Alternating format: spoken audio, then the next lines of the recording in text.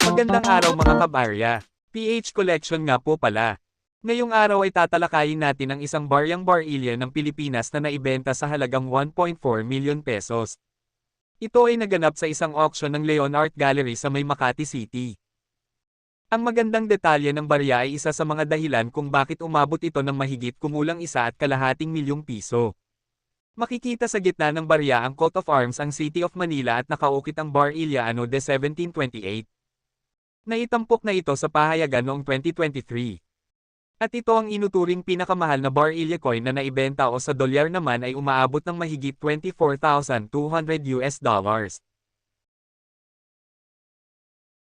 Maraming salamat sa suporta mga kabarya at credits to the rightful owners.